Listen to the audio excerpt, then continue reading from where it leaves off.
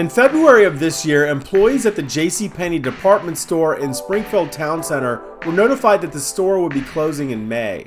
This was an original anchor store in the mall. It's been open, I think, 53 or 54 years. It opened with the mall, and it's the last surviving anchor store, and they're closing May 24th, 2026. Now, hopefully I don't get drowned out by the freaking jackhammers over here. They are doing stuff which I think is going to be part of this larger JCPenney plan. And if I could just back up a bit, I don't really know what the JCPenney plan is, but I thought it would be interesting to kind of do a one last walkthrough. I hear that a lot of it is already kind of gutted. They are selling a lot of their fixtures, and I would imagine there's a lot of creepy mannequins and things like that. Malls don't generally like it when people come through and record themselves walking around the store. I know mall security can be kind of tight. We're not doing anything nefarious today, but I really wanted to document this store because this store we used to come to all the time when we first moved to Northern Virginia in 1987. My mom is a longtime JCPenney card holder, so when we first moved to Virginia, we would come out here on the weekends and my mom would go shopping, and we would park right out here in front of the store, go into the mall, and be in this store for what felt like ages. I mean, I think we would spend 2 hours plus in this store, and all I wanted to do was go into the mall because this mall growing up had everything. It was the mall to go to for mall culture. You had an arcade, you had an Orange Julius, you had an A&W root beer, you had a Farrell's ice cream parlor. They had not one, but two movie theaters on opposite sides of the mall. There was a Montgomery Ward in here. There was a KB toy store in here. They had a Babbage's where I used to buy all my video games. I mean, this mall, I couldn't wait to be set loose and get out of JCPenney's. But because my parents were card holders for JCPenney's, we would do a lot of our shopping here. They also sold drapes, they sold furniture. And then when we got involved in scouting, we would actually come here for our scout uniforms. So this JCPenney's is basically linked to my time here in Northern Virginia, and it's really sad that it's going away after 54 years in operation.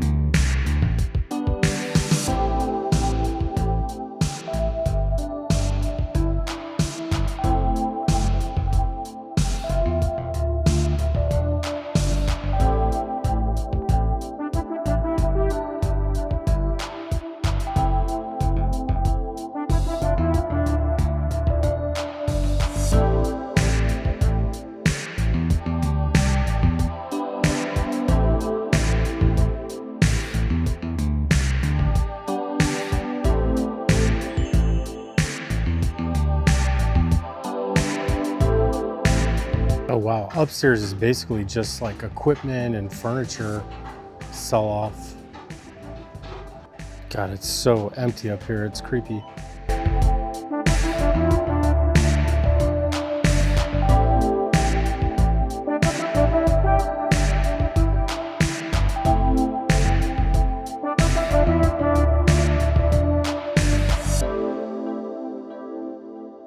Yeah, they've moved a lot of the furniture and stuff up here because this used to be retail section as well. I believe at one point the men's section was up here. It looks like recently it was girls. But this is the way we would actually enter the mall, from this second level here.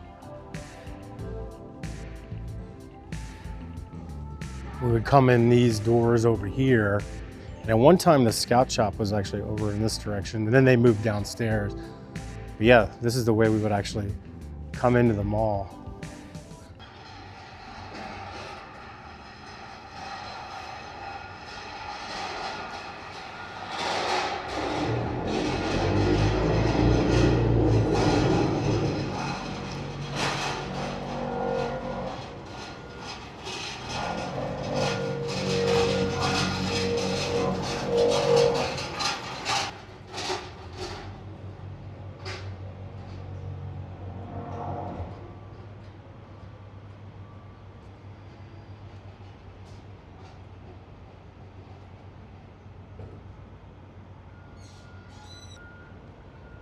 I'm glad they specified this location only because they're probably not doing great, but at least the entire chain is not going out of business.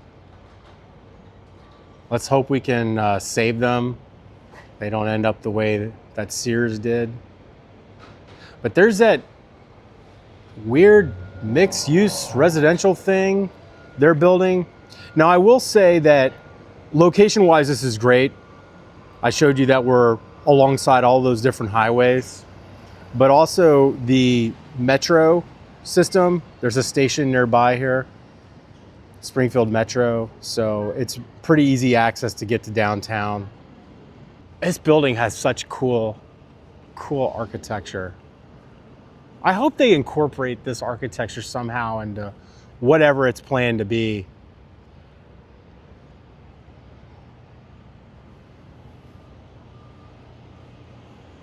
Instead of looking like that, that's just super boring. So I walked over here to show you how small the entrance is. You can see this is the backside of the store and how there's no way in, but oh my gosh, I just saw these signs here and this is so old. I can't believe this is still even up here. This is wild. JCPenney styling salon, catalog, package pickup. Wow. I didn't see a styling salon in here. I don't remember where it was. I got my haircut once at JCPenney's in Christiansburg because I think I won something as part of a store bonus or whatever. I got a free haircut and it honestly wasn't great.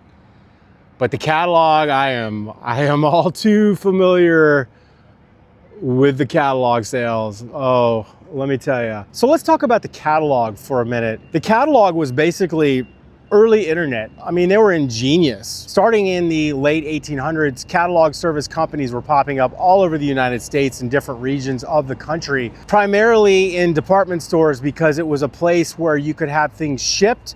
People could come in to the store and they could buy them. But if you couldn't buy them in the store and you wanted them, they probably existed elsewhere and you would order them through a catalog. A lot of them were either shipped to the department store, they would get shipped to a facility, and then you would pick them up at the department store. Catalog service later included, local pickup, but also delivery to your house. That was another feature that was added on later, especially when it came to things like furniture and larger bulk items. Pretty much every department store company that existed in the United States, Montgomery Ward, Sears, Hex, JCPenney's, they all had catalog service. Growing up in the 1980s, catalogs were everything, especially around Christmas time. You would look through the catalogs, you would circle things, you would strategically leave them where your parents could find them so they knew what toys you wanted for Christmas. And boy, as a kid growing up in the 80s, we were assaulted every year by those awesome Christmas spreads. And I still, when I look back and I see some old catalogs, I get nostalgic for that time period.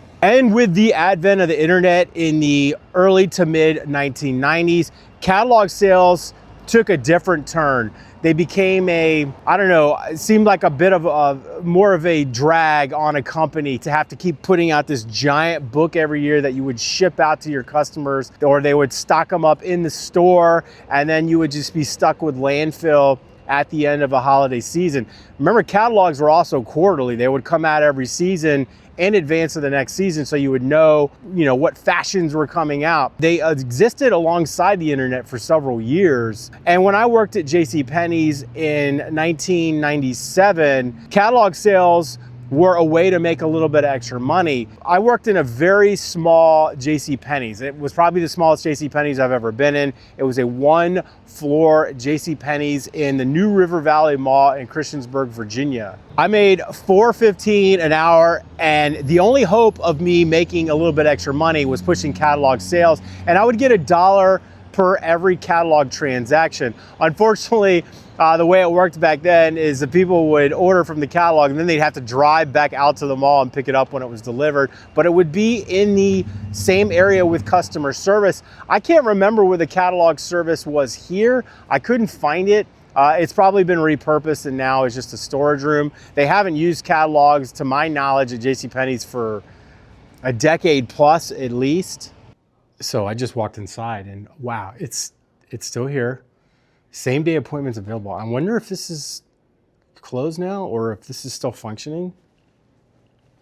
No, it's definitely closed. Oh wow, man. Although this one has been updated, the one in Fair Oaks Mall looks to be original. They were pushing a lot of product here, which is kind of what department stores are known to do. And if you've ever worked in a department store, they have you push as much product as you can, regardless of whether or not you actually work in that section. And I'm just seeing that the same day appointment sign, you can buy this fixture for 40 bucks.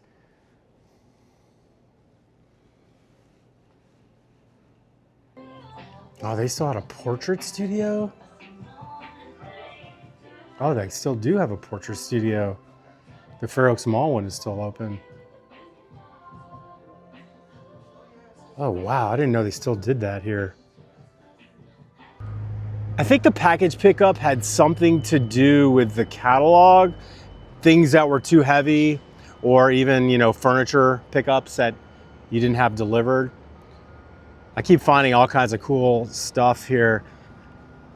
So they did eye exams here. I didn't realize that. I guess they had an optometrist here on site since 2000.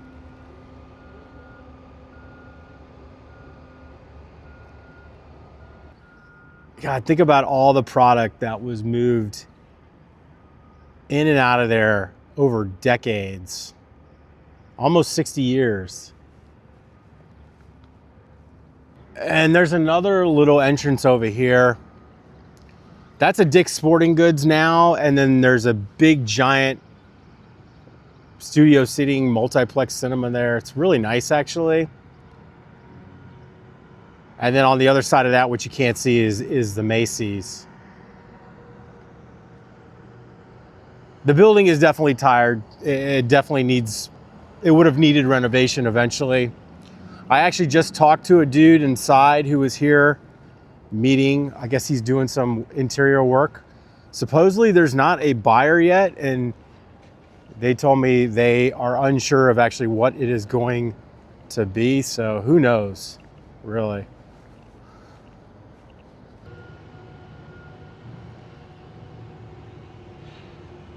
And also, if you're a kid growing up in the 1980s, the one thing that a lot of these stores had were toy exclusives. My favorite toy line is Kenner Star Wars, and JCPenney's actually had exclusive Kenner Star Wars toys, and you could only buy them through JCPenney's. That troop transport vehicle, which tends to be pretty rare, you could only get that through JCPenney's. Oh, and there was a toy line which I hated, or I grew to hate. It debuted when I was working at JCPenney's. I never worked in the toy section, and the toy section we had was maybe like 2 racks. We didn't have an actual functioning toy section at my store because it was so small. But when I was working selling shoes, the toy section was actually right next to us. And that is when they debuted the freaking Tickle Me Elmo. Those things were so obnoxious.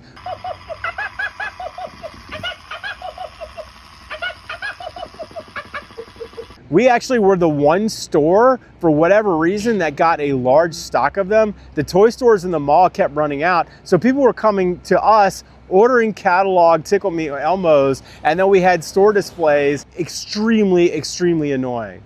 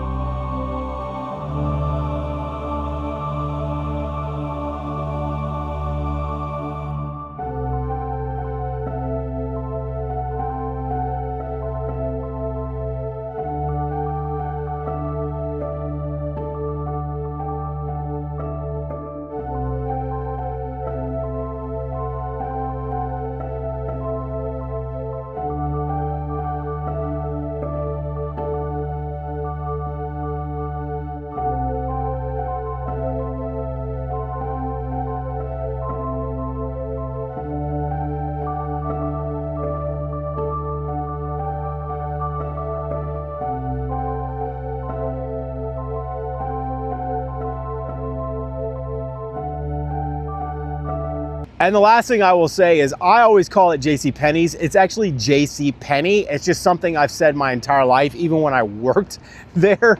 I always got it twisted. All right, well, I think that is all I'm gonna have to say about this specific location. I do want to revisit this mall though, because again, there is so many stores in here that I remember growing up with. And like I said, intrinsically linked with 80s and 90s mall culture. And if you grew up in the 70s, you came here in the 70s, please let me know like what the hotspot hangouts were. I'd love to hear it. And even if you hung out here in the early 2000s, that's when I wasn't hanging out at the mall as much anymore, or at least this particular mall. I was going to places like Tyson's. Anyway, guys, thank you for watching. If you like this video, please make sure you give it a like. Please make sure you subscribe if you want to see more retro nonsense like this, or Northern Virginia or DMV related stuff. I'll cover all of it. You're running out of time. Again, I believe it closes on May 24th of this year, 2026. Anyway, guys, I will see you on the next video. Peace.